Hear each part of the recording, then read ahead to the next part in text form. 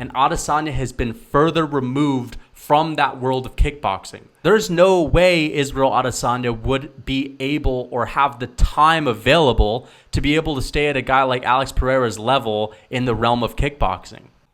I'm going to say some things in this video that may piss you off. Number one, Alex Pereira will be the better striker on the night of the fight. Number two, Isreal Adesanya is overrated. And number three, every champion that sticks around long enough has that one guy that'll take them out. Long-time reigning champions, like Kamaru Usman getting knocked out by Leon Edwards. Tyron Woodley had the one with Kamaru Usman. Now, we've seen Adesanya lose before, but this time it's going to happen in his own weight class. And it's going to happen against an old friend of his, Alex Pereira.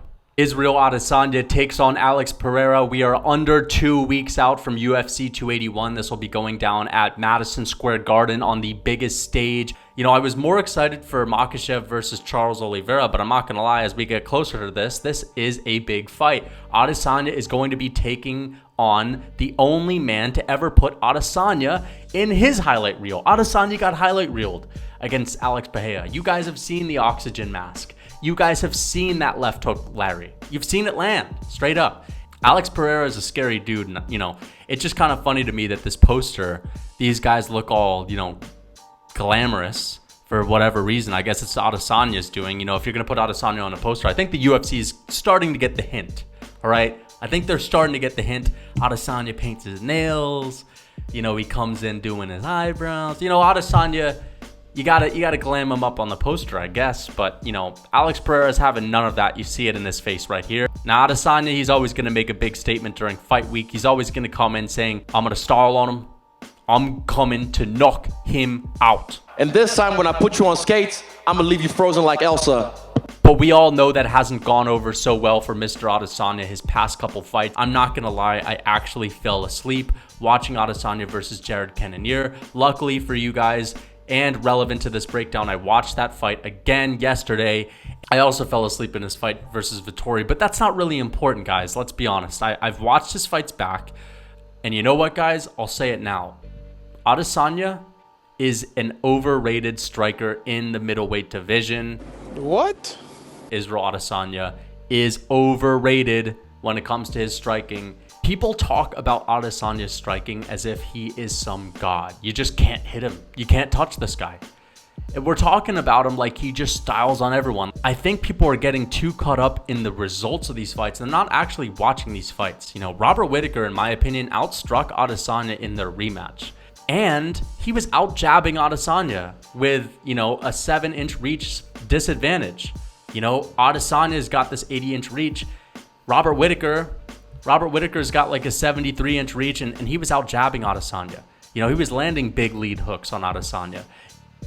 And some people are looking over this, but this guy left kickboxing 5.5 years ago to go into MMA, a completely different sport, where you have to adapt your game to taking on guys that are going to be grappling, guys that are going to be shooting takedowns, especially when you are a former world champion in kickboxing. Most people are going to try to take you down, and the well-rounded guys are going to try to take you down and also strike with you, but they're going to mix it up. Adesanya's really only had to focus on his grappling, his wrestling, that takedown defense, and he's been doing that for 5 years. You cannot possibly maintain the same skill set you had in one other discipline when that was all you were doing. At one time, Adesanya was only kickboxing. He was focusing on kickboxing. He was always training at the highest level possible in kickboxing. And then he transitioned to MMA, and I guarantee you a lot of Adesanya's training has just been for grappling. You cannot possibly maintain the level of kickboxing you once had when 40% of your training is now wrestling, when 40% of your training is now clinch work. And Adesanya has been further removed from that world of kickboxing. Adesanya has stopped kickboxing for 5 years. Alex Pereira basically fully devoted himself to MMA just over a year and a half ago. So he's still relatively new to MMA, and that switch, that transition to MMA didn't happen that long ago. When Isreal Adesanya left kickboxing, left the world of kickboxing to come to MMA, Alex Pereira went on to to become a 2-weight division champion in Glory Kickboxing.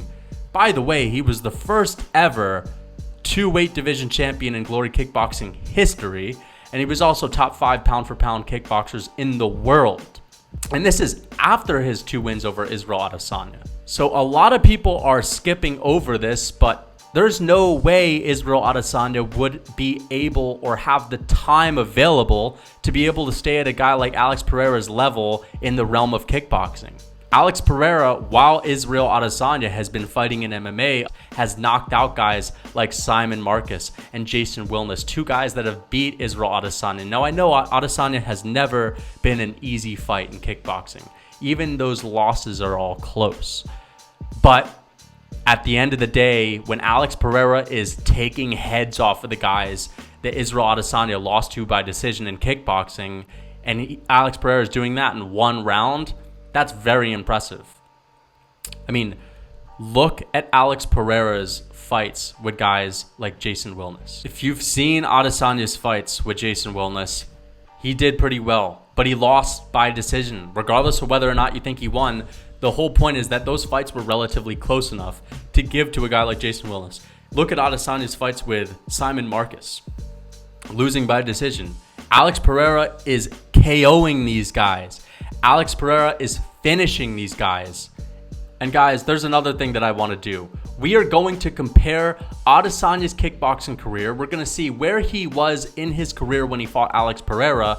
And then we're going to look at Alex Pereira's kickboxing career and see where he was when he fought Isreal Adesanya. Now, if you're still slapping 2 pieces of unseasoned chicken breast on a pan, flipping it around a couple of times, and calling that dinner, you're not doing something right. We're going to go with something different, some Indian-style butter chicken. Get some chicken, put it in a bowl, and combine it with some red chili powder, garlic paste, ginger paste, and salt. And I prefer chicken thighs over breast because they're a lot juicier. Get yourself a pan. We're going to cook this in some ghee butter, filled with vitamins, as it's probably the healthiest cooking oil you could use. And we're going to want to take the chicken off right before it's fully cooked. Now it's time to make our sauce. And we're going to use the same pan. Combine some onions with some grass-fed butter, some organic tomatoes, and a handful of cashews. Stir that up.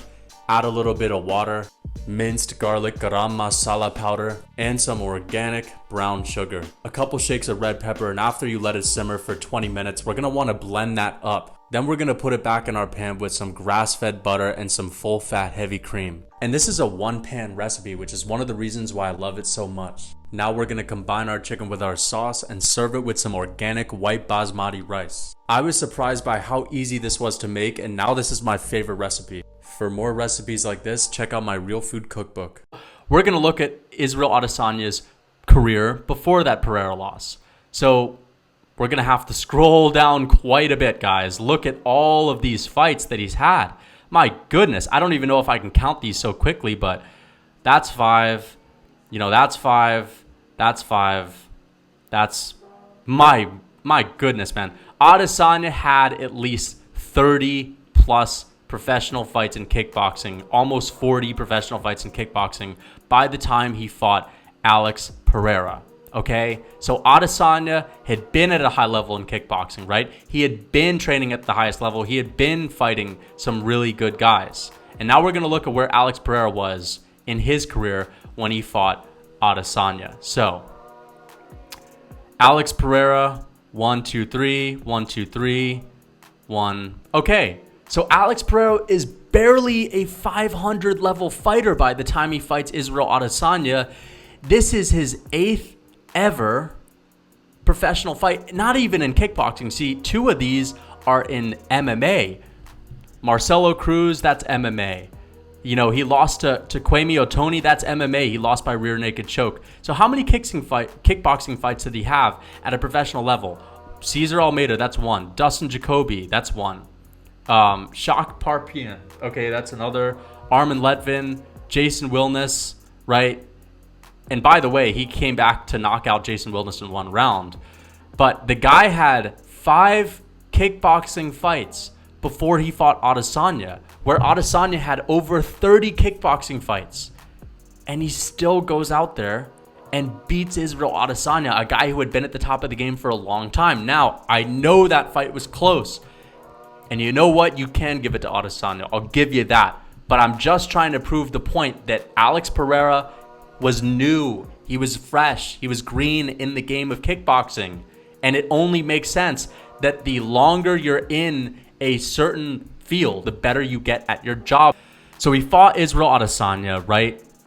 And then in his next fight with Adesanya, he knocked him out. And that was only his 9th kickboxing fight at a professional level. That is insanely impressive. That's insanely impressive. Adesanya had a much more extensive career in kickboxing before he fought with Alex Pereira.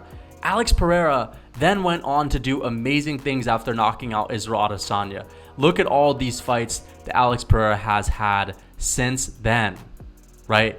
A win over Simon Marcus, one of the best kickboxers on planet Earth. 2 wins over Simon Marcus, which is just very impressive. A knockout over Jason Wilness to become a champion. Obviously, he's undefeated in the UFC as well. If you just compare the way that these guys are winning, Alex Pereira is jumping into outer space, flying, kneeing people's heads off, and Adesanya is barely just pit-patting around for points like he's a tennis player.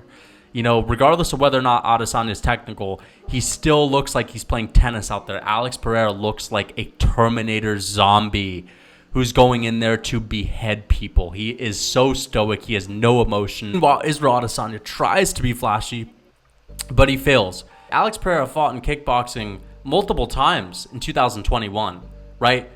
All the way. That's not even 2.5 years ago. That's crazy. Adesanya hasn't fought in kickboxing since damn near 2016. So it just doesn't really make sense that you would say Adesanya has improved. Has he improved as much as Alex Pereira? I don't think so. I really don't think so. Alex Pereira has improved massively since his fight with Isreal Adesanya. And I'm just going to say this for those of you who don't know. Alex Pereira was an alcoholic when he fought Isreal Adesanya. Alex Pereira was not taking his kickboxing career nearly as seriously as he was in the latter half of it. Alex Pereira was an alcoholic, struggling with drug addiction when he fought Isreal Adesanya. Not only that, but he stepped in on short notice in his rematch with Adesanya, the fight in which he knocked him out. He stepped in on short notice. He had an injury, guys. Alex Pereira has gone on to achieve credentials in kickboxing that Adesanya hasn't even achieved. I mean, he's one of the best kickboxers on planet Earth right now. And I'm just saying, he is newer to MMA. And sure, you could certainly make the argument that Adesanya is a better grappler, that Adesanya has worked harder on his takedown defense and he's more well-rounded. But given that Adesanya isn't really going to go out there and offensively grapple because he hasn't really shown us that, so I can't really bank on that to begin with, are you trying to tell me that his striking has remained at the same level of an Alex Pereira who just since 2021 has made his transition into MMA? I have picked Adesanya to win in every single one of his fights since his fight versus Yoel Romero. That was the last time I picked against Adesanya to win. I picked him to beat Robert Whittaker in the rematch, even though I think Whittaker edged it out. It was a very close fight, and I'll show some clips from the Whittaker fight that I think are relevant to this one as well. But I also picked Adesanya to beat Jan Blachowicz, and that also is a very relevant fight to this as well, which we will get to. But I am by no means going into this with a biased opinion. Isreal Adesanya's striking is overrated by a lot of MMA fans. This is just 100% true. He's been outstruck before. He's had very close fights with guys that are nowhere near the level of striker of an Alex Pereira. He's gotten outboxed by Robert Whittaker. And we're going to look at some of these stats. Jared Cannonier landing 22 of 28 leg kicks on Adesanya, landing 32 of 40 body kicks on Adesanya. And so I just want to say this. If a 38-year-old Jared Cannonier, who's 5'11", who has a 7-inch reach disadvantage compared to Adesanya, can touch Adesanya, can leg kick him, can body kick him, and can go to the head, what do you think Alex Pereira will do? And this is another point that I need to get to. We're going to look at the height and we're going to look at the reach of Alex Pereira. 79-inch reach for Alex Pereira, 80-inch reach for Isreal Adesanya. 6'4" for Alex Pereira, 6'4" for Isreal Adesanya. Okay, and the leg reach, basically the same, 44 inches for both guys. So, Have you guys noticed that Adesanya, when he goes up against bigger opponents, guys that have his reach, he does significantly worse? We've seen it with no other than Jan Blachowicz, a guy who outstruck Isreal Adesanya in every single one of their rounds. Every single one of their rounds, he outstruck Adesanya. And we're going to look at this. This is with Jan Blachowicz. Jan Blachowicz is in red, Isreal Adesanya in blue. Jan Blachowicz, the Polish power himself, 18 strikes to 13 strikes of Adesanya in round 1. Outstruck him. I picked Adesanya going into this fight. I was shocked that he really had an underwhelming performance against Jan Blachowicz. Jan Blachowicz kind of picked him apart, out-jabbed him, and he still doesn't have the same reach as Adesanya, but he was just nearly that big, 6'2", a big guy. He gave Adesanya problems and outstruck him. 23 to 21 strikes in the second round for Jan Blachowicz. In round 3, Jan Blachowicz 24 to 21 strikes. And then the last 2 rounds he grappled, so we're not going to look at that too much. Either way, he outstruck Adesanya in the first 3 rounds when those were all fought on the feet. Who has a similar reach, who has a similar height, struggles, especially against guys with a lot more power. Now, Adesanya, I know he's knocked out Paulo Costa when he came into the octagon with a fully grown boob. Of course, a guy who is in his mid-30s goes through puberty again, right? I mean, blames it on weed. But if you're going to tit in your mid-30s, bro, that's pretty suspect. And I think he was on the sauce. Either way, when Adesanya did beat Paulo Costa, he showed a little bit of power. But this is Paulo Costa. Paulo Costa, in my opinion, is one of the most overrated fighters in the world right now. Paulo Costa's striking is extremely sloppy. When you get outstruck by Marvin, mediocre, no talent Vettori, okay, you're supposed to lose to Isreal Adesanya by getting washed, especially when Adesanya has that level of takedown defense. There's no way Costa can grapple with him. He's going to be at a significant disadvantage when it comes to the power, and we've seen him get touched by guys that are, again, 5'11", 38-year-old Jared Cannonier, who started MMA at combat sports in his mid-20s.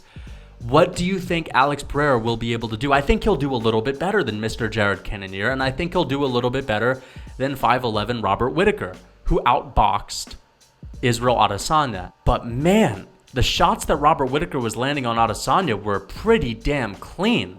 Alex Pereira has the next level power, okay? He's like the middleweight division's Francis Ngannou. You get touched by his left hook, you're going out. Straight up, you're going out. And sometimes it's not fair. But as I said in the beginning of this video, everyone has that one. Everyone has their day. And this is it. This is the kryptonite for Adesanya. This is it. And do you see Adesanya being able to take down Alex Pereira? Do you see him being strong enough? I mean, listen, Alex Pereira has been training with Glover Teixeira, and I know you could say, well, Izzy's not Glover Teixeira. Well, Izzy doesn't have the grappling of a Glover Teixeira. He doesn't have the strength of a Glover Teixeira. He doesn't have the ability to take you down like a Glover Teixeira. Even if Adesanya can take, some random guy in the middleweight division down if he catches them off guard, he's not doing that to Pereira. And I think he's going to strike with him, and I think he's going to lose. We've seen him get put out. And, one thing I will give Adesanya credit for, the guy has a good chin. I'll give him that. But it doesn't matter how good your chin is. If Alex Pereira lands a clean left hook, and his power is just crazy. I mean, it doesn't look like he's putting all that much into these shots. And, when we see guys like Francis Ngannou knock people out, or we see guys like Yoel Romero knock people out, like they're just swinging for the fucking bleachers. We see guys like Alex Pereira put people out. It looks like the guy's just turning around. Like someone called his name, he's just turning around and seeing who's there. Oh, by the way, I just killed someone and knocked them out. So it's a very scary situation. And again, when I see guys like Jared Cannonier landing that left hook on Adesanya, I see Robert Whittaker really outboxing him and giving Adesanya all that he could take. I just have to lean towards Pereira. I really do. So let me know what you guys think. I want to hear your predictions in the comments. And if you disagree with any of the takes that I gave in this video, please let me know why. I'd be really happy to hear that. So guys, until next time, please leave a like and a comment, and I'll respond in the comment section.